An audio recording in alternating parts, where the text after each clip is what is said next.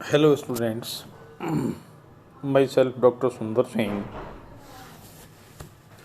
आज हम BSc second year के फर्स्ट पेपर के जो नेक्स्ट चैप्टर है सिलिया की संरचना एवं गमन, तो हम ये आपको बताएं कि सिलिया और फ्लैजिला दोनों लोकोमोशन के काम आने वाले ऑर्गन्स हैं और इसी पर्पस से इनवर्टिब्रेट में लोकोमोशन के लिए इनको जाना जाता है। तो स्ट्रक्चर में देखें तो सिलिया जो होता है वो बहुत ही एक्टिव और सक्रिय, दूसरे शब्दों में कह सकते हैं कि चंचल स्वभाव का, चपल स्वभाव का गमनांग होते हैं। ऐसे जंतुओं को हम सिलिएट्स एनिमल कहते हैं। ये लगभग 300 से 400 मिली माइक्रोन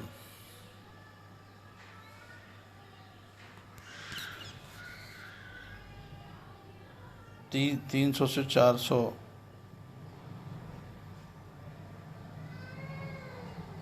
पर सेकंड से गति करते हैं। स्ट्रक्चर, इनकी स्ट्रक्चर के बारे में अगर देखें तो हम ये पाएंगे कि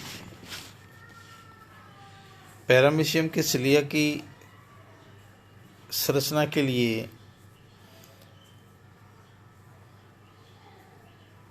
मुख्य जंतु माना जाता है, यानी टिपिकल एनिमल के रूप में इसको जानते हैं। इसके संपूर्ण शरीर पर लगभग 1000 से 15000 तक सिलिया होते हैं, जो पेलिकल के केंद्रीय भाग से निकलते हैं और अनुदैर्ध्य पेशियों में व्यवस्थित होते हैं। फ्लैजिला और सिलिया की जो स्ट्रक्चर है, दोनों की जो स्ट्रक्चर है लगभग समान होती है, परंतु सिलिया प्लाज्मा मेम्ब्रेन द्वारा कवर्ड होते हैं। यानी सिलिया का एक विशेष लक्षण ये है कि वो प्लाज्मा मेम्ब्रेन द्वारा कवर्ड रहते हैं और यह माना जाता है कि ये प्लाज्मा झिल्ली के ही प्रोडक्ट हैं और इनका जो ओरिजिन है वो बेसल ग्रेन्यूल, जिसको काइनेटोसोम कहते हैं, से तंतु में एक उभार या प्रवर्ध के रूप में होता है। सिलिया के इंटरनल गुहा में एक जलीय पदार्थ भरा रहता है जिसे मैट्रिक्स कहते हैं। ये खास बात इसकी है कि इसमें एक मैट्रिक्स जो है वो भरा रहता है। मैट्रिक्स में अनुदैर्ध्य फाइबर पाए जाते हैं, इन्हें सूक्ष्म नलिका कहते हैं, जिनमें से 2 केंद्रीय जंतु और 9 परिधीय तंतु होते हैं। तंतु हैं ये, जिनमें से 9 केंद्रीय तंतु और 9 परिधीय तंतु होते हैं। इस प्रकार की संरचना को 9+2 की संरचना भी कहा जाता है। प्रत्येक परिधीय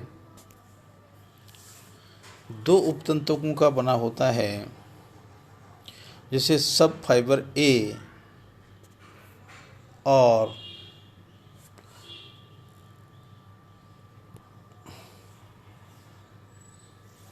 सब फाइबर बी कहते हैं। उनमें से भी ए बी की अपेक्षा कुछ मोटा होता है।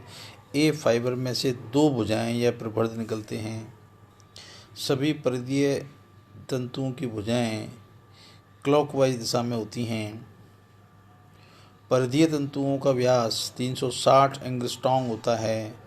केंद्रीय तंतुक भी, इनका जो सेंट्रल तंतुक होता है वो भी 2 उपतंतुकों से मिला रहता है, परंतु ये तंतुक एक ही आवरण द्वारा घिरे रहते हैं। इस आवरण से अरीय दिशा में 9 संयोजी कणिकाएं निकलती हैं और प्रत्येक कणिकाएं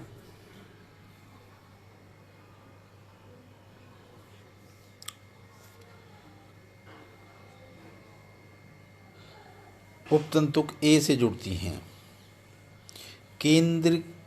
केंद्रीय या परिधीय तंतुक स्वयं 10 से 12 तंतुक का बना होता है। यह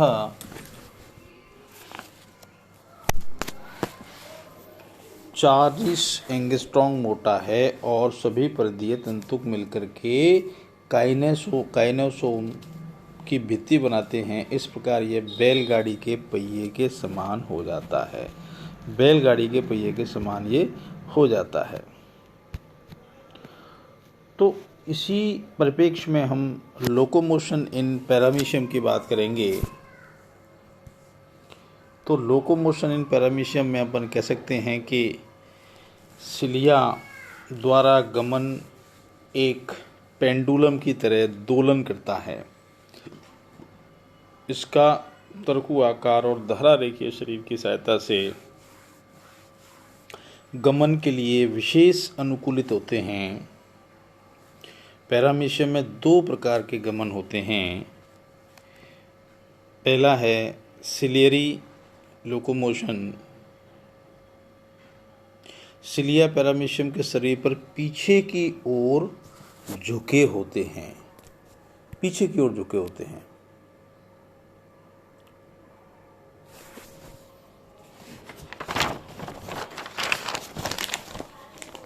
जो कि एक पतले बाल के समान प्रोटोप्लाज्म की संरचना है। इनकी एक साथ गति द्वारा जंतु आगे की ओर बढ़ता है और अगर पैरामीशियम के शरीर पर सिलिया आगे की ओर झुके हों तो इसकी गति पीछे की तरफ हो जाती है। मतलब 22 वर्षा है ये एक तरह से कि जब ये आगे की ओर बढ़ते हैं तो पैरामीशियम के शरीर पर सिलिया आगे की ओर झुकते हैं, है ना, और इनकी गति पीछे की ओर हो जाती है।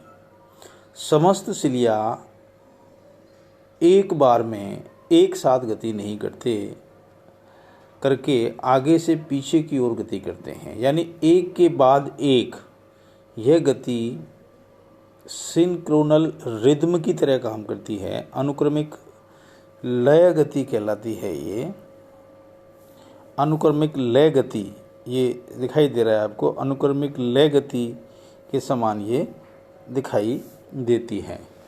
और सभी सिलिया एक साथ गति करने की कोशिश करते हैं तो इसे अपन सिंक्रोनस बीट यानी तुल्यकालिक स्पंदन कहते हैं, जो मैंने यहाँ पे गहरे कलर से स्केच किया हुआ है, हाईलाइट किया हुआ है। तो इसको अपन सिंक्रोनस बीट भी कह देते हैं।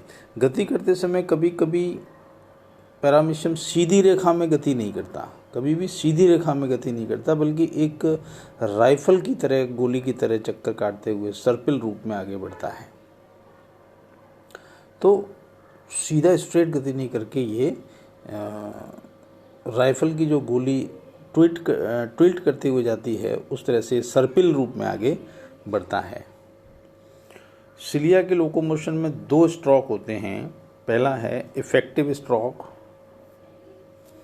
इनमें सिलिया कुछ झुके हुए किंतु मजबूत होते हैं और मजबूती से पानी की सतह पर पतवार के रूप में आघात करते हैं, जिससे जल पीछे धकेलता है और जंतु आगे बढ़ जाता है।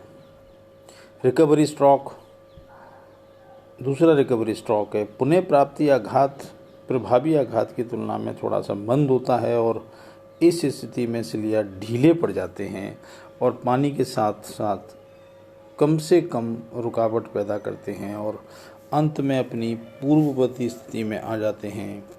सिलिया की गति कभी भी सीधी पंक्ति में नहीं होती, बल्कि थोड़ी सी दाहिनी ओर आगे बढ़ती है।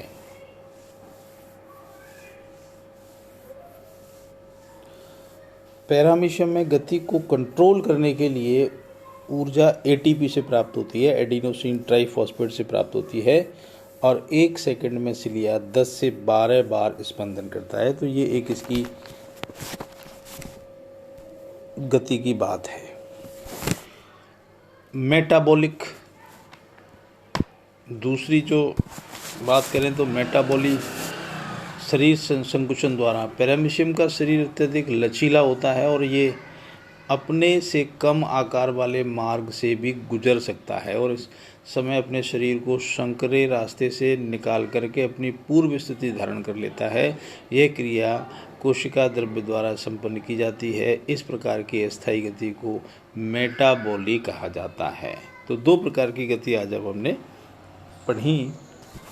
तो इसमें सिलिया के द्वारा जो गति है वो और मेटाबॉलिक गति आपने क्लियर की।